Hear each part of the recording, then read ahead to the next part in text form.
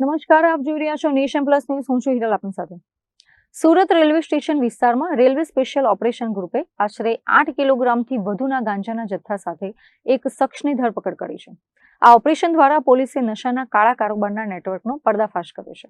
મળતી માહિતી મુજબ રેલવે એસઓજીને ચોક્કસ બાતમી મળી હતી કે એક ઈસમ મોટી માત્રામાં માદક પદાર્થનો જથ્થો લઈને સુરત રેલવે સ્ટેશન પર ઉતરવાનો છે અને તે શહેરના કોઈ મોટા સપ્લાયરને ત્યાં આ માલ પહોંચાડવાની ફિરાકમાં છે. આ બાતમીના આધારે એસઓજીની ટીમે સુરત રેલવે સ્ટેશનના પ્લેટફોર્મ અને બહારના પરિસરમાં એક્ઝિટ પોઈન્ટ પર વોચ ગોઠવી દીધી હતી. બાતમી મુજબનો શખ્સ જ્યારે સુરત રેલવે સ્ટેશન પાસે આવેલી સ્પીડ પાર્સલની ઓફિસ નજીક શંકાસ્પદ હાલતમાં પસાર થઈ રહ્યો હતો ત્યારે પોલીસની ટીમે તેને અટકાવ્યો હતો.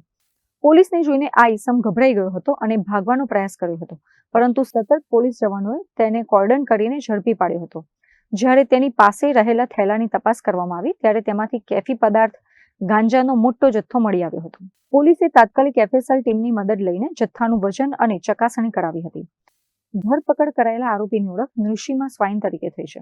પોલીસ તપાસમાં બહાર આવ્યું છે કે તે આ ડ્રગ્સ નેટવર્કમાં એક પેડલર તરીકે કામ કરતો હતો. પોલીસે તેની પાસેથી 8.40 કિલોગ્રામ ગાંજાનો જથ્થો ઝડપી પાડ્યો છે. કુલ મુદ્દા માલની કિંમત આશરે 4,03,200 રૂપિયા થાય છે અને મોબાઈલ ફોન અને રોકડ રકમ પણ જપ્ત કરવામાં આવી છે. અને હાલમાં રેલવે પોલીસે એનડીપીએસ એક્ટ હેઠળ ગુનો નોંધીને તપાસના ચક્રો ગતિમાન કર્યા છે, જેમાં આ ગાંજાનો જથ્થો તેને કયા રાજ્યમાંથી અને કોણે આપ્યો હતો અને સુરતમાં આ માલ કયા વિસ્તારમાં અને કયા મોટા ડ્રગ્સ માફિયાને આપવાનો હતો તેને લઈને તપાસ કરવામાં આવી રહી છે. Bureau report, Nation Plus news, Surat.